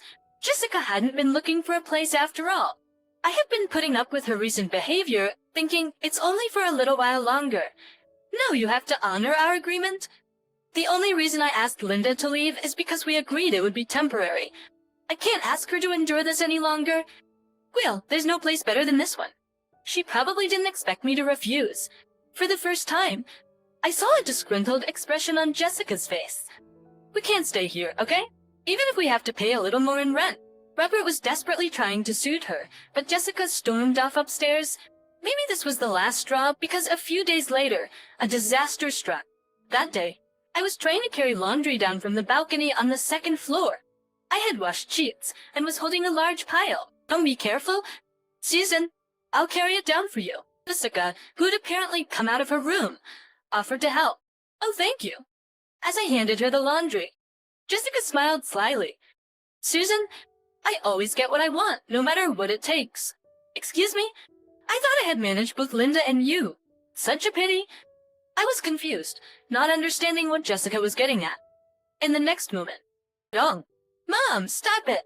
Suddenly, Jessica, still holding the laundry, dived down the stairs. I stood frozen at the top of the stairs. It felt like watching something in slow motion. And with a loud thud, Jessica tumbled down. Robert, who's in the living room, rushed over to her. Jessica! Mom, call 9 love spectators, call 911 to you? Snapping back to reality. I quickly called an ambulance from my cell phone. When the ambulance arrived, Robert accompanied Jessica to the hospital. I remained paralyzed at the top of the stairs, alone in the house and still in shock. I found myself calling Linda. My voice trembled as I recounted the recent events. Mom, it's okay. I need to check something, and then I'll come over, Linda said and hung up. I don't know how much time had passed when I heard the front door open in the now dark house. I rushed to the entrance. Eddie what's bruised. Robert, how's Jessica? Behind Robert stood Jessica, her left leg in a cast and leaning on crutches. Perhaps the laundry cushioned her fall, as she didn't require hospitalization. Seeing Jessica, with bandages wrapped around her slender arms, and head was heart-wrenching. Jessica, are you okay? Hesitating to speak to her, Robert answered for her. What nerve do you have to ask that? Jessica said you pushed her. We're even preparing to press charges, so be ready. Robert's face was filled with disappointment. But I wouldn't do that. Jessica, just as I was about to speak, I heard a heavy thud and found myself collapsing onto the floor. Up line. It took me a moment to realize that Robert had punched me. I held my trembling hand to my face and saw blood. I've been hearing about your mistreatment of Jessica for a while, but she always defended you. Looking down at me, tears filled Robert's eyes. And yet, to think you'd push her down the stairs. I can't believe it. Retreat. Even now. Behind Robert, Jessica, leaning on her crutches, met my eyes and gave me a sly smile. I felt a chill of fear at that seemingly innocent expression. Look at this. There's no denying it. I heard Jessica scream. Robert showed me a video on his phone, which captured Jessica falling from the stairs. And standing at the top, it looked like I was looming menacingly over her. The peaks, Robert, stop it. Linda entered the living room with someone. She rushed straight to me and wiped my blood with a handkerchief. Next with her was a police officer in uniform. Just in time. Tactics, arrest her. Robert is seized to carrot. The one who should be arrested isn't Mom. But, I've got evidence. If shown the earlier footage, anyone would see it as my wrongdoing. I was stiff with anxiety. Linda, alongside the police officer, reviewed the footage. It's so clear. From this angle, it looks like Mom pushed her. The officer beside her nodded in agreement. But what if we look from a different angle? Did those words? Jessica's eyes widened in shock. Linda took out her cell phone to show. Linda said, after I left the house, I had a hunch about Jessica. So, I set up cameras all around the house. Wait a minute, isn't that an invasion of privacy? Oh, weren't you doing the same thing? Jessica grimaced hearing that. Like, from the footage on Jessica's camera, the angle was from below the staircase. Linda's was from the opposite side, it concealed between a family photo on the shelf. Being closer to the camera, the audio was clear as well. Oh, is this a joke? She jumped on her own? It's scary. I got a call from Mom and checked the camera footage. Thanks to Linda, my innocence was proven. Jessica wanted to live here with her true boyfriend. After getting rid of Mom, she planned to get rid of you next. It's Robert? What? A few days ago, on the camera installed in Linda's room, Jessica was enthusiastically talking about her plans over the phone with her affair partner. After realizing the seriousness of this incident, Linda brought the footage to the police. Property. It's not what you think. I did all this for us for you and me. You know, she's got 2 other guys she's seeing, rich old men. I've pictures to prove it. Boom. Linda is just trying to frame me. Robert believed only in me. Jessica still seemed to think she could deceive Robert even after all that's been revealed. She looked at Robert with desperate eyes, begging for him to believe her. But I had something that would reveal Jessica's true intentions. It was time. You sure about that? I did my own digging, asked Linda about Noah. Upon hearing the Noah, Jessica visibly flinched. Noah was her main squeeze. She must have really fallen for him hard. Otherwise, she wouldn't have pulled a stunt like throwing herself down the stairs. And when I talked to Noah, both Linda and Robert looked shocked. I decided to visit the bar where Noah worked during the day. When I mentioned I was Jessica's mother-in-law, he was surprisingly willing to chat, perhaps to avoid any potential trouble. I retrieved a voice recorder from my room and played it back. So, Jessica, to be honest, she's a handful. I'm just being nice because it's my job, but she's way too obsessed. We were even considering banning her from the bar. I thought she was your favorite. Why, she's just another customer. She's not even my type and doesn't spend much. If you see her, tell her she's just another customer. She's not even my type and doesn't spend much. If you see her, tell her she's a nuisance. The color drained from Jessica's face. For a popular guy like Noah, the amount Jessica spent on him was negligible. I didn't care if Noah was telling the truth. I just wanted to hear him speak about Jessica. It can't be. Noah wouldn't say that. We promised we'd be together forever. So it wasn't for Robert's sake after all. Looked with a glare, Jessica lost her words as the officer apprehended her. Hearing Noah's own words must have hurt. We'll get the rest of the story at the station. As the officer began to lead Jessica away, Robert spoke up. Jessica, didn't I tell you you can't live here? The house is under Linda's name. What the hell? Jessica turned around with a loud shout. Her face was flushed with anger, her emotions raw and visible. And with a fury that looked like she might lunge at Robert, she yelled, "Just for that. I broke my leg trying to get rid of Linda and that old hag, but it was all for nothing. No money, no house. You're just a worthless old man." Indeed, in my husband's will, it read, "The house is to be inherited by whoever takes care of Susan to the end." Robert, having no intention of returning to his hometown, had declined his inheritance. "Mom, I'm sorry. What have I done?" Robert, despite his age, burst into tears. It was a relief that everything ended at just this. We were on the brink of letting Jessica single-handedly ruin our family. In the silence that enveloped our home, the 3 of us embraced each other. I was concerned for Linda. Linda worried for her brother and me, and Robert regretted almost letting his wife ruin everything. Being able to protect my precious family gave me profound relief. At the same time, I was deeply shaken by realizing the terrifying person I had inadvertently let into our lives. Jessica and Robert eventually divorced. Linda's investigative results and the footage from the surveillance camera proved useful in ensuring a smooth separation. Jessica was subsequently arrested. It seemed her plan was to oust me, take over the house, and then stage an accident to get rid of Robert. Even now, recalling the ecstatic look on Jessica's face as she dove down those stairs gives me chills. If Linda hadn't installed that camera, I might have been unable to defend myself.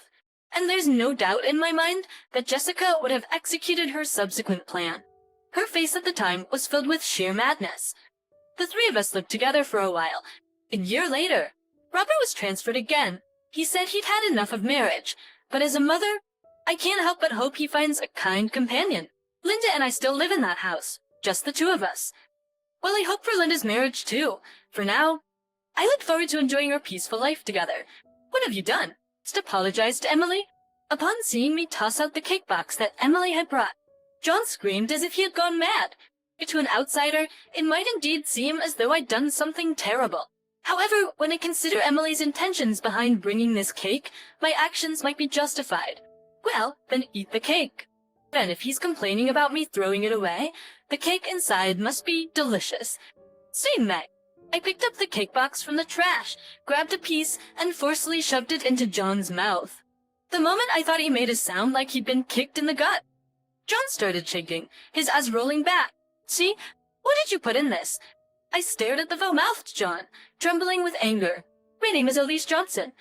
I'm 35 years old and work as a nurse, but I'm currently on maternity leave, being 10 months pregnant. I married John, who works at a staffing agency, 2 years ago. We have been trying to conceive right after our marriage, but it took a long time. We considered undergoing costly infertility treatments, but John was against it, so we relaxed and continued trying on our own. During this time, we had our ups and downs, and my mental state became unstable, resulting in considerable stress.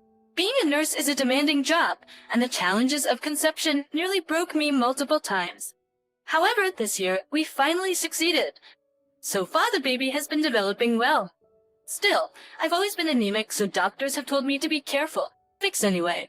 I worked until the last possible moment, started my maternity leave a month ago, and have been preparing baby necessities. I was looking forward to the baby's birth, just planning to pass the time with some occasional exercise. I never expected things to turn out this way. There had been signs from a while back. Marrying John wasn't straightforward, and I often wondered if I should marry him at all. The reason was that he had a daughter, Emily, who was in her second year of middle school at the time. I met John on a dating app. While there are various tiers of dating apps, the one I was using wasn't specifically for marriage-minded people, but more casual dating. Being new to the world of dating apps, I felt hesitant to jump straight into marriage-focused ones. At the first dating app one ever signed up for, I communicated and met with several men, but the one who felt just right for me was John. John's profile only had basic information. He worked in human resources, and his hobbies included soccer and horse racing. It gave me no clue about his personality. No yet. I felt a connection and hit the like button, and when John liked me back, our messaging began. Before I knew it, we had been out for dinner several times, and we started dating. John was 3 years older than me, but he had this innocent, boyish charm which I found endearing. So when he told me, "Let's get married." But there's something I need to tell you. I was taken aback. What do you need to tell me? Well, I'm actually divorced and have a child. What? His revelation was so shocking that I was left speechless looking back. It wasn't something to be confessed before marriage. Probably on a marriage-focused app such circumstances would need to be disclosed, but the app one was on was more casual, aimed at dating. I couldn't complain since I felt it was like being caught off guard. Well, let me think about it. I didn't answer right away, and decided to give it some thought. Later on, when I inquired more about his child, I found out that she was currently in her second year of middle school, and her name was Emily. I asked if I could meet her, but he brushed it off, saying, "She's in her rebellious phase and doesn't want to meet anyone." But trust me, she's a good kid at heart. Well, she was indeed a teenager. I wondered if it was all right for her not to meet someone who might become her mother. Still, she'd be an adult in a few years, and John assured me she was a good kid. I decided maybe she was just an easygoing child, not making a big deal of her mother's role. At that time, I felt like I was trying to persuade myself because I wanted to marry John so much. But eventually, I gave in, and we married, leading to my first encounter with John's daughter, little Emily. Emily had a short hairstyle and tan skin, looking every bit the typical middle school girl. She stared at me intently, possibly out of nervousness, so I tried to speak in the gentlest tone I could muster. "My name is Amik. I know it will take time to adjust, but let's try to build a relationship step by step." I tried my best to be considerate, but Emily suddenly snickered. "I thought Dad would bring someone younger. He likes young women, you know. My mom had me when she was 18. Aren't you almost 40? Hearing her mockingly ask almost 40, I felt a chill run down my spine. Such words weren't appropriate for a first meeting, especially toward someone set to become her mother. I looked to John for help, but he just gave an awkward laugh and said, "Hey, who said I like younger women?" without really defending me. But the uncertainty about our marriage life intensified. Living with such an unreasonable stepdaughter was more stressful than I had anticipated. When do you usually finish work? Alice, you come home so late and it wakes me up. If you can't finish work within regular hours, doesn't that mean you're incompetent? Why fish dishes 2 days in a row? I hate fish. Don't wash my clothes with yours. I don't want them to smell like your sweat. Emily, who constantly nitpicked and snickered about everything, irritated me. I was amazed at the sheer number of complaints she could come up with. At first, I brushed it off as childish nonsense. But as her verbal jabs escalated, the stress from our attempts to conceive piled on, and my health deteriorated. My body, which was already prone to anemia, suffered further from it, leading to a hospital visit. Yet, even seeing me in such a state, Emily only sharpened her words, saying, finally, some peace without Alice around. What was worse, these verbal attacks took place when John wasn't around. In John's presence, Emily would become silent, portraying herself as a typical rebellious teenager. That infuriated me even more, but I kept reminding myself to be patient until she became an adult. After enduring Emily's harassment while trying to conceive for a bit over a year, I was finally blessed with an angel in my belly. However, around that time, whether John got busier at work or not, he began coming home late every night. At worst, he wouldn't come home until the next morning. I can't say I never suspected him of infidelity, but my instincts told me there wasn't another woman in John's life. Of course, my pregnancy wasn't going to put an end to Emily's harassment. If anything, it would not be an exaggeration to say that the harassment became even more severe after I got pregnant. When I was bedridden due to morning sickness, she would demand make food quickly. If not, break up with Dad. And when I did make food, she'd complain, "This tastes bland," throwing the meal I prepared into the trash. Given my morning sickness, I was cooking with less seasoning as I couldn't handle strong flavors. Yet, she had no sympathy for my efforts, and I could only sigh. As I endured Emily's harassment, I entered the 10th month of my pregnancy. It felt like the baby could arrive any day, though the baby seemed to be growing well. I recently felt more dizzy spells due to my anemia. Just standing in the kitchen would make everything wobble. I was just cautioned about it in my last checkup. Well, this level of anemia should be okay, right? Even if I felt a bit dizzy, staying still usually made it subside, so I didn't go to the hospital.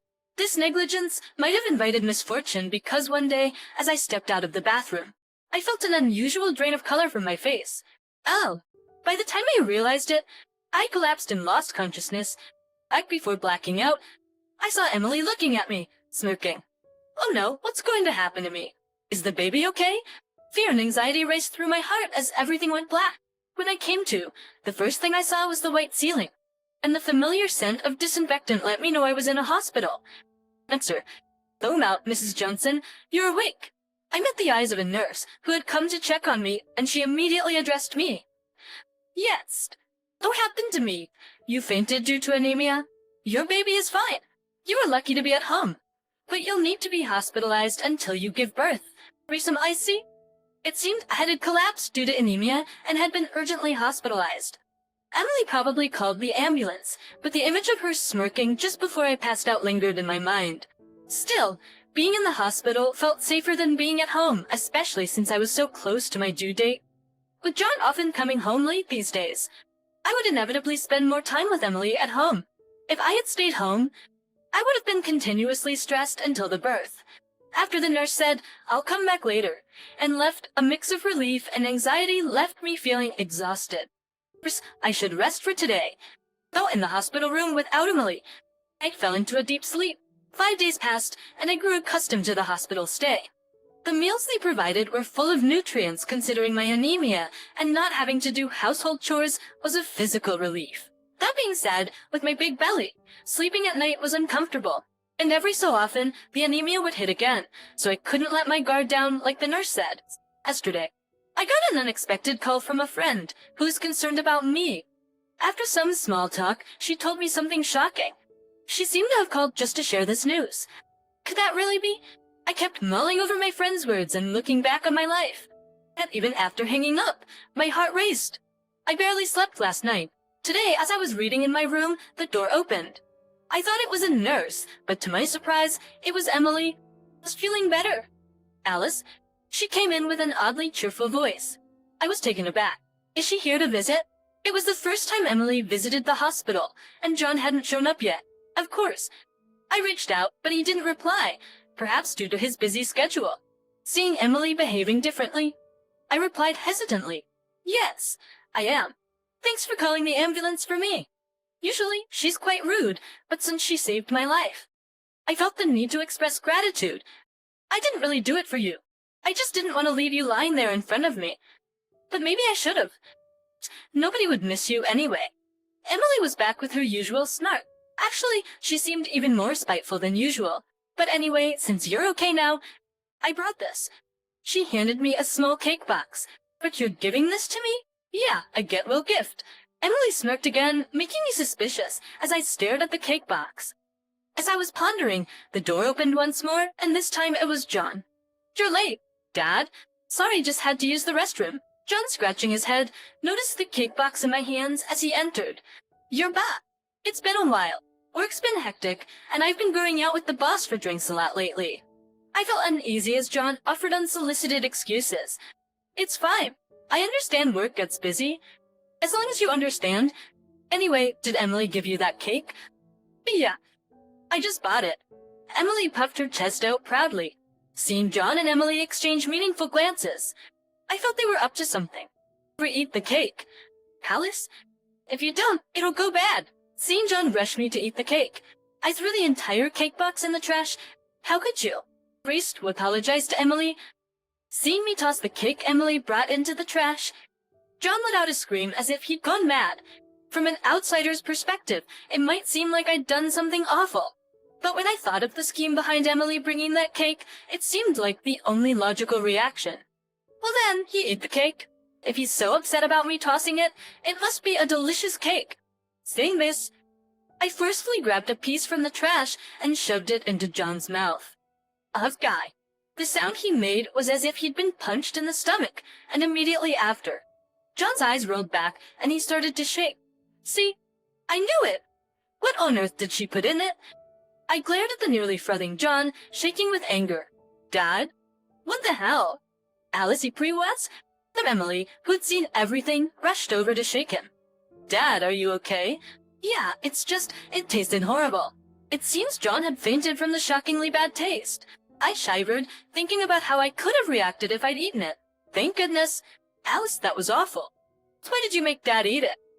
Emily, the culprit behind the cake, began to loudly complain. I glared back at Emily, my body shaking with anger. "Asshole? You're the one who brought this. What did you put in it?" Well, Emily hesitated and looked away, so I held the cake close to her nose. She whimpered softly and covered her mouth. Hesitant, I too took a whiff of the cake. What is this? The first thing I noticed was the smell of alcohol. So overpowering. I couldn't bear it for more than a few seconds. Next came a scent of coffee, and, peering closely, I saw something pink protruding from the sponge of the cake. Is this raw meat? The combination was so absurd. I felt sick just thinking about it. Alcohol, coffee, raw meat. There could be even more. This wasn't something bought at a store. It was clear Emily made it herself. Everything in here is what a pregnant woman shouldn't eat. I've been careful to avoid alcohol, caffeine, and raw meat during my pregnancy. Consuming them could harm the baby or cause food poisoning. Why would you make such a thing? But I knew Emily's motives. And I was also aware of John's complicity in her scheme. You both were intentionally trying to make me eat something harmful to harm me, weren't you? Well, Emily stuttered, clearly taken aback by my direct accusation. No matter how intricate the prank, she's still just a 16-year-old kid. She probably hadn't envisioned any other outcome besides me safely consuming the cake. I saw this as my chance to address the pent-up frustrations. Emily, why did you want me out of the house so badly? It was clear from her choice of the absurd cake as a gift that she wanted me gone. Richgate, a new mom? You probably think I'm just a brat, right? Emily yelled out with a childlike reason. I get it. I'm probably a nicer to her. Accepting a new mother figure so suddenly is tough. But it was Emily who had initially refused to meet me before the marriage. Moreover, it's been Emily causing all trouble. I've done nothing to her. I've been on the receiving end of Emily's harassment all this time. Without ever considering my feelings, she's been acting on her selfish whims. I need to stand my ground and set her straight. We need to get something straight. Well, Emily, when have I ever called you a brat?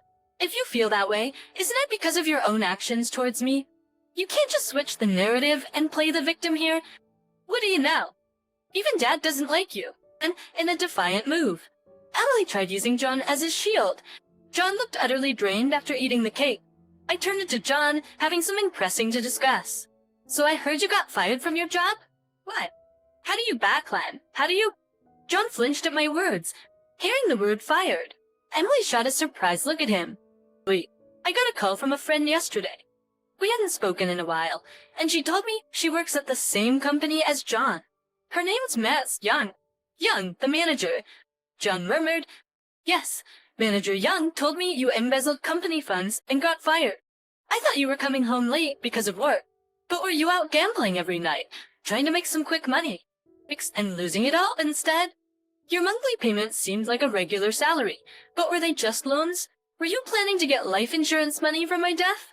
The story I heard from my friend over the phone was about John getting fired. I was deeply shocked, but reflecting on John's recent behavior, it didn't seem improbable. Wanting to get rid of me, any alignment of their interests led John to conspire with Emily. They visited me, ensured I ate the cake, and once they got the insurance money, it would have been over. But their plan fell apart easily. What are you talking about? John uttered, his eyes unfocused. You talking about? Their responses were sharp and defensive, but I controlled the narrative. It's unfair. Who's the unfair one? You both plotted to end my life. That's the real injustice. I don't want to raise my child under the same roof as you two. Now leave. Just with a furious blaze in my eyes, both of them were so scared that they left hastily. Screaming like that gave me abdominal pain. I pressed the nurse call button, telling her my labor had started. Though the day had been hectic, I prepared to give birth. A week later, after being discharged from the hospital with my newborn, I quickly reached out to a divorce attorney. John was visibly downtrodden the whole time, but upon seeing the attorney's business card, his face turned even paler. He begged me to reconsider, but I ignored him and went straight back to my parents' home. I later heard about John and Emily's situation from a neighbor. John, who's already in debt and untrustworthy, was demanded alimony and child support through the attorney. He borrowed even more money and paid me in a lump sum. It was clear he took out high-interest loans from loan sharks, since there's no way he could get a loan from a bank with his credibility. He's probably going to be burdened with paying back those high-interest loans. However, since he tried to take my life, he deserved that kind of punishment. I don't know who started the rumor, but apparently, Emily's attempt to poison her mother with a cake became talk of the school. Given the huge commotion over the cake, someone at the hospital must have overheard and spread the story. She became an outcast at school and seemed to have become a recluse. However, considering the money-strapped Johnson family, she had to work part-time to get by. Emily dropped out of school and started working. It's a sad story, but thinking about what she did to me, she should probably learn some life lessons from this part-time job. It might even be a good experience for her. Meanwhile, I'm living happily at my parents' home raising my child with them. Being a first-time parent, there's a lot of ups and downs. But no matter how tired I am, my baby's cuteness melts away all the fatigue every day. Makes things settle down with the baby. I'm thinking of returning to work. I'm looking forward to spending quality family time with my child and my parents in the future. This house is for family, so outsiders should leave.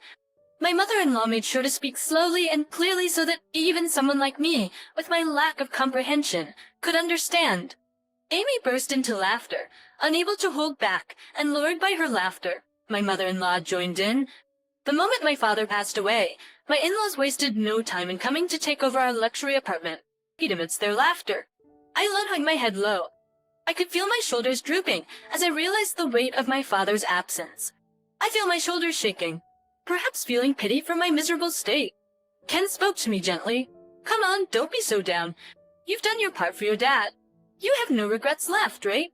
Now it's my turn to do my part for our parents. I held back my emotions with all my might, my shoulders heaving, but I couldn't take it anymore. Suddenly lifting my head, I burst out laughing so hard that I had to clutch my stomach. I wiped away a tear from the corner of my eye. Their arrogant assumption that they had done me a favor was revolting. Thinking of how they had been laughing behind my back while deceiving me and my father made my blood boil. I'm not going to ruin their joyous plans. My name is Kathy Johnson, 53 years old. My only daughter, Emily, graduated from college this year and found a good job. with her growing up and leaving home. I felt a weight lifted off my shoulders. I thought I would feel at ease, but it seems I'm still not ready to let go, always worrying about Emily living alone in the city. It's been 6 months since she started her job and she hasn't come home even once. I wonder if Emily is eating properly. I let out my concern inadvertently while having dinner with my husband, eating Emily's favorite beef and potatoes. Her face came to my mind as we ate. She's new at her job, so I get that she's busy, but I wish I could cook her a nutritious meal. Across the table was my husband, but Ken didn't even look at me. He ate with his eyes glued to the smartphone in his left hand, not focusing on his meal, spilling gravy all over the table and chewing loudly. Pretend, as always. Ken didn't respond. My concerns turned into a soliloquy or pushed back into my heart. When was the last time Ken and I had a proper conversation? I never imagined a marriage would turn into one with so little communication. I met Ken 23 years ago. When I was nearing 30, a friend introduced me to him. He was well educated and had a good job at a major company. I was nervous, but his kind and confident smile stole my heart instantly. Our relationship began. Every date was like something out of a magazine, with stylish cafes and beautiful nighttime views. He always planned everything perfectly. I've always been work-oriented and never really had any romantic relationships. But meeting you, Kathy, makes me feel like I've been single just to find you.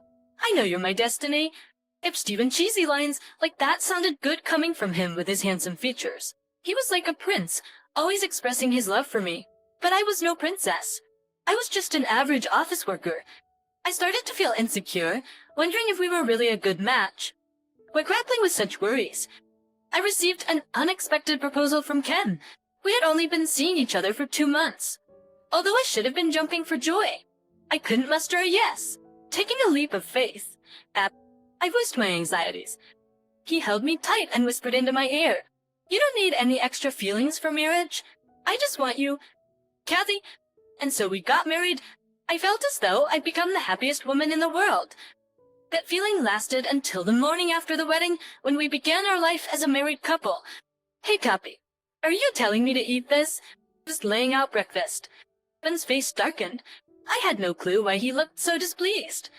It was on our first morning living together. I'd gone all out on the meal. I served bacon, salad, scrambled eggs, toast and such for breakfast. All I want in the morning is coffee and toast. How do you expect me to read the newspaper if I can't eat with one hand?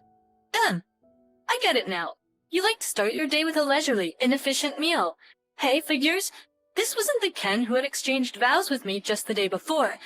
Staring at my speechless, shocked face, he leaned in. "I like the dumbfounded look on you." He smiled faintly, seemingly content, then left the house without touching his breakfast.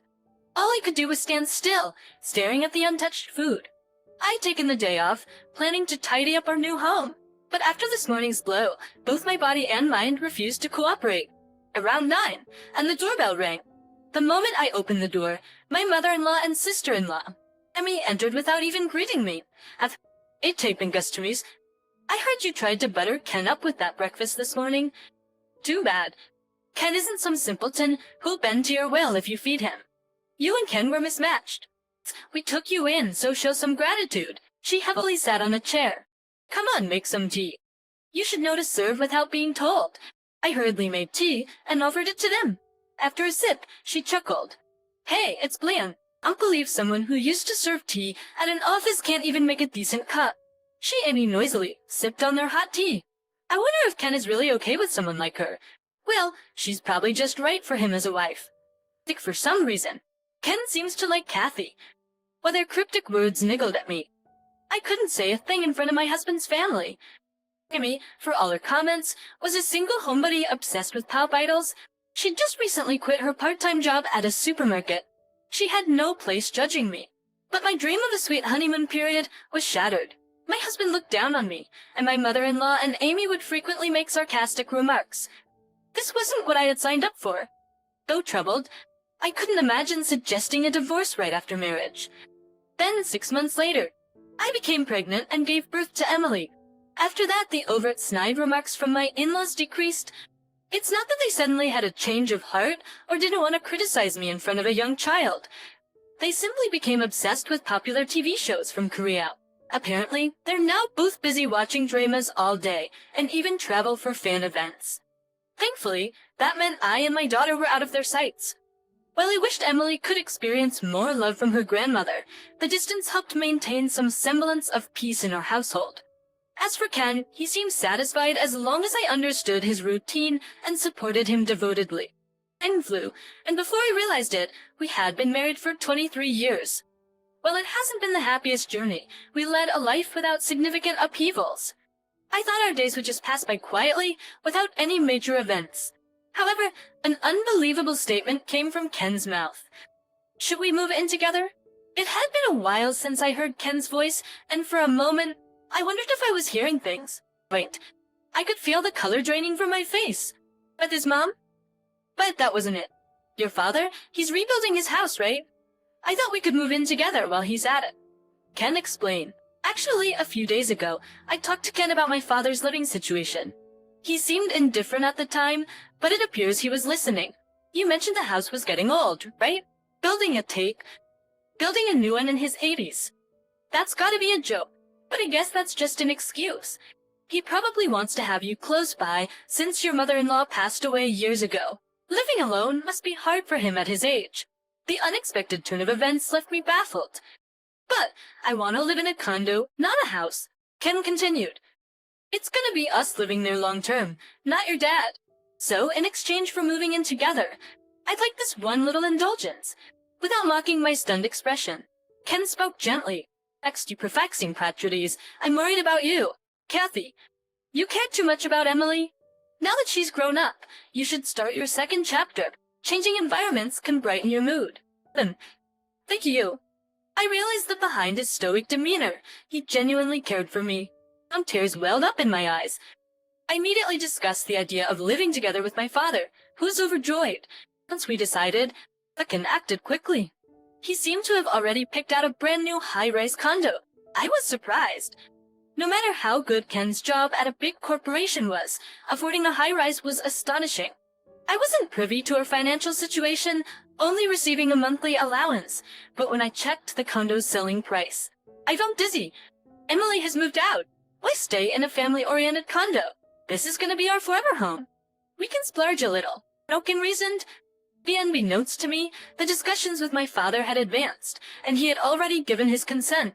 Though I felt some anxiety, living in the high-rise turned out to be extremely comfortable. It seems the start of a happy second chapter in our lives. However, my relationship with Ken deteriorated. We had some conversation leading up to purchasing the condo, but he reverted to his unresponsive ways. Plus, he was seldom at home due to frequent late nights and business trips. Maybe Ken doesn't feel relaxed at home with your dad around. My father speculated, looking dejected. He'd become more withdrawn and seemed less lively.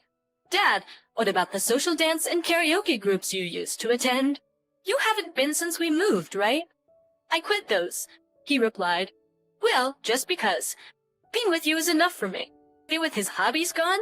I watched my father deteriorate rapidly. Though I encouraged him to go out, he'd only go for late-night walks. And just a year after moving in together, he was hospitalized. When I opened his dresser to get his pajamas, I found a bank book. Hesitant to invade his privacy, something urged me to check it. Seeing the contents, my breath caught. Dad, what is this? I immediately confronted him at the hospital. He responded with a faint smile. The last moments with you were the happiest for me. I'm thankful to Ken for that. But actually, hey, I was shaken by the reality my father disclosed. But he gently squeezed my hand. A few days later, he passed away peacefully. When I informed Ken, his response was unexpectedly light. Oh, sooner than I thought. Then another blow struck. As I was searching for a picture for my father's memorial service, the front door opened. Assuming Ken had returned, I was startled by multiple footsteps approaching. So where should we place these boxes? It was a moving company, followed by my mother-in-law. Oh, Kathy, you're here? Amy and Ken were with her.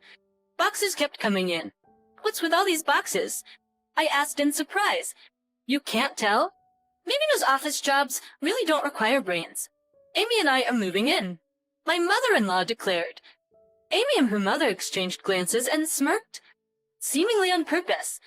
As her Amy said, my condolences on your loss. Truly our sympathies.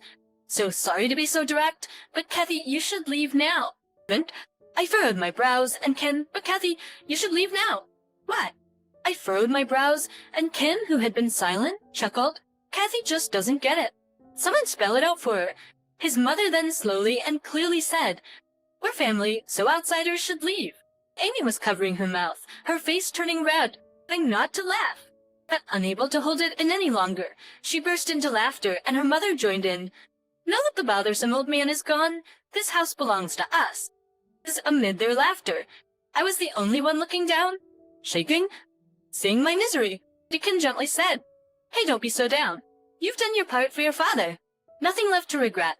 Now it's my turn to do mine. Maybe you can go to Emily's place, though who knows if she'll take you in." Tears welled up, but I held them back. However, I couldn't take it anymore, and burst into laughter. I wiped away a tear from the corner of my eye with my finger. "Please, make yourselves at home." Ken and his family looked shocked. Has she gone crazy? Gross. Ignoring their disgusted faces, I left the house. How dare they talk about doing a favor? And when I think about how they were laughing behind our backs, I boil with anger. I will ruin their plan, which was to celebrate my father's absence. For now, I left them be and finished the funeral without any issues. Of course, without his in-laws. After my father's send-off, my revenge began. I stayed in a business hotel for a while, and on the following Sunday, I headed straight to that condo, with my keys. I opened the door and let in a group of movers. On racks in her stretched-out pajamas, Amy screamed in surprise. Ken and his mother looked up, puzzled. The movers, professionally, started packing everything into boxes. "Sorry to disturb you. I'm here to pick up my things." His mother was about to nod in agreement, but then snapped. "How rude of you to come without notice. Didn't you guys move in without telling me?" Amy and her mother furious. Ken was the first to realize something was off. "Hey, don't touch our stuff." Ken yelled at the movers, who were diligently doing their job. Not only were they packing my stuff, but they had also begun packing the furniture and appliances. Seeing the movers' momentary confusion and pause, I urged him to continue. "Sorry, please don't mind. These are my things, so please take them to my new place. And could you move those other items to the storage unit?" Both parties nodded and proceeded to clear out everything from the house. "So what the heck are you doing?" The real question is, what were you guys thinking? Amid the hustle and bustle of the moving company, a man in a suit appeared. He's from the real estate agency. He's here for an appraisal today. Appraisal. Ken was so bewildered, he couldn't even accept the business card the man was offering. "Oh, don't you get it? Maybe you're not that bright." "I'm gonna sell this condo." And his mother and Amy all stared in shock. Their dumbfounded expressions made me want to burst out laughing. "Why are you all so surprised? This was my dad's place. He bought it. You guys have no rights here." In contrast to my calm demeanor, his mother clung to Ken, asking, "What's this all about? Didn't you just have Kathy's dad pay the down payment for the condo?" It seems that the kid conveniently told her that my dad had only chipped in a little bit, instead of the silent Ken. I explained. I thought Ken was kind, suggesting we live together with my dad. But no, you're after my dad's money. Without my knowledge, Ken had persuaded my dad to buy the condo. That was the condition for living together. He had depleted all of my dad's savings to buy the condo. So what? It's better for an old man nearing his end to buy a condo for us than to waste money building a house. It's the right use of money. Kathy was able to show her gratitude to her dad, so don't complain. Yes, I'm thankful I got to spend the end with him. There you go. The smug look on Ken's face was infuriating. Thinking of my dad's bank book tightened my chest. First, it was emptied for the condo purchase. Then, every time his pension came in, it was immediately withdrawn. My dad stopped going out for his hobbies because he had no money. You even took his pension as your living expenses. And how greedy can you be? Little to meet my direct gaze, he looked away. But no, I'm glad my dad bought this place. Being his only daughter, I inherited it and can sell it off. If you had contributed even $10,000 to it and co-owned it, things would have been complicated. And what was it? Strangers get out? Don't make me laugh. The ones leaving are you guys? Trying to defend her defeated son. His mother chimed in. All right. We're sorry. Our son's at fault? Are you satisfied now? Sorry for using the money from your beloved father, but he's gone. Why should Ken be blamed for a man who's no longer here? Kathy, you're so persistent. Jimmy, seeing the situation wasn't in their favor, tried to sweet-talk me. Then, who said we're strangers? Maybe it's your misunderstanding. Stop the weird jokes. We're family. We came because we were worried you'd be lonely without your dad. Let's live happily together, okay? After trying to throw me out, they now claim we're family. I wasn't even mad, just astounded. What do you think, Ken? Am I a stranger to you? Just want a divorce? Ken replied in a feeble voice. Allied, I'd never want a divorce. I love only you. But Chen, it's mean to talk about selling the house. The Ken who once looked down on me was nowhere to be found. Seeing him so timid and pitiful, I wondered why I had been so considerate of him. You saying you love me? That's a laugh. You just want to keep me around now that I've inherited the house. No, I truly love you. Actually, stop it. Makes me sick. You're cheating on me, and you have the nerve? Then, I slammed down several photos on the table. Pictures of Ken getting cozy with another woman and entering a hotel together. He couldn't deny. How did you get these? That's in his panic. Ken crumpled the photos. My dad gave these to me. An old coot did. Seems like my dad had his doubts about you since you hardly came home. Hardly came home and kept asking for money. I was surprised, always trusting you. Guess I became numb to your odd behavior over the years. I don't know how long you've been cheating, but it means the time I spent with you was wasted. Buy one new bet. That hurts.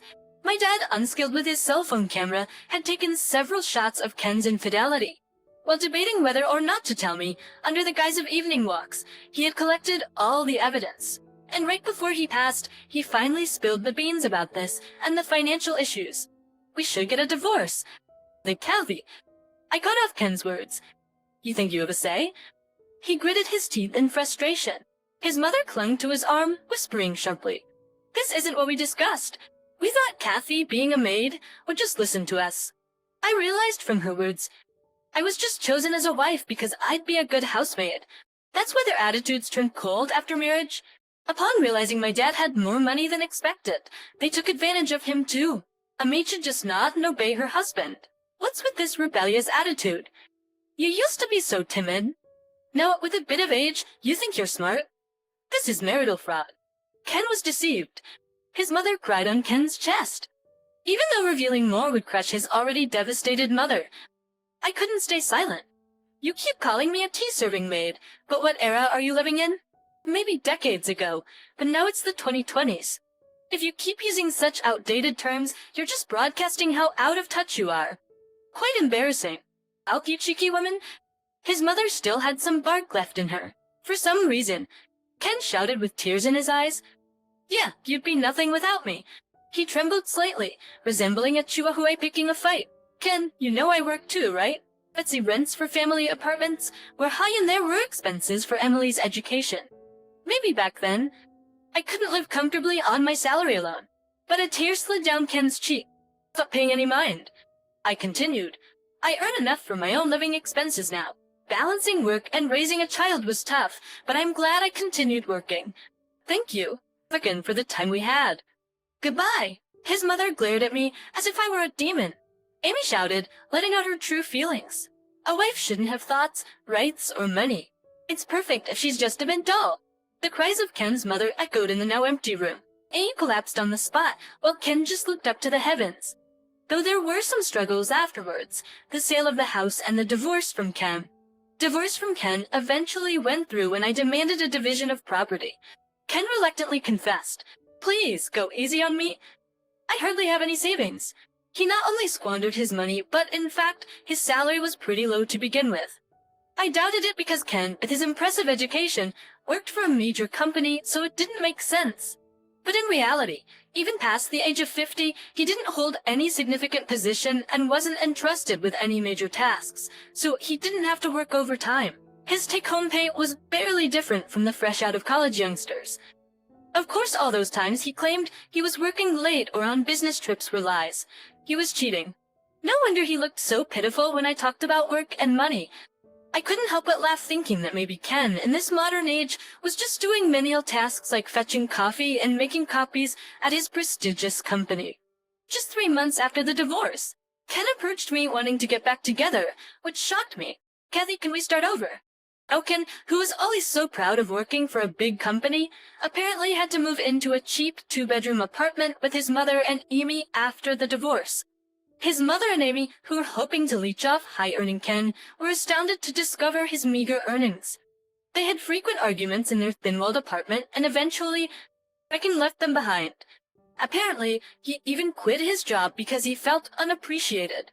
After having his pride severely damaged, Ken tried to start a second life with his mistress, but as an unemployed, penniless older guy, he was quickly dumped and found himself returning to me. It's astounding how Ken doesn't understand his own position. There was never a future for Ken and his mistress from the start. Why would I ever give us another shot? I firmly declined. The downcast Ken left quietly, but he soon caused more trouble. I'm broke. Can you help? Lend me some money, please. His mother and Amy came begging. It seems Ken, with nowhere else to go, returned to them. And now he's arrogantly flaunting around, saying I'm an elite and spending his nights out, burning through cash. That their debts soared quickly, but Ken didn't care. His mother and Amy, who weren't used to work, had to start part-time jobs, but it was like a drop in the bucket. I can't lend money to strangers. I turned them away, of course. If they were a normal family, I might have considered helping them in their time of need. But they were the ones who cast me aside as a stranger. I played the part of the perfect wife for too long. How divorced, living a life where I don't have to cater to anyone is liberating. And since I live alone, I live alone in a small apartment. Emily often visits, so I don't feel lonely. She seems happier now without her arrogant father and downcast mother around. Mom, you've changed. Really? Maybe your grandpa was watching over me, and that gave me the courage to change. Handing over some freshly made beef and potato stew to Emily, her eyes lit up. Yes, I love your beef and potato stew. Taking the bite, Emily looked blissful. It's wonderful to have someone who truly values you. It brings so much vitality to life. I want to change even more. I want to become strong enough to protect the people I care about, especially Emily. Don't worry, I won't change the taste of the beef and potato stew, I murmured, and Emily tilted her head curiously. I hope these peaceful moments last forever.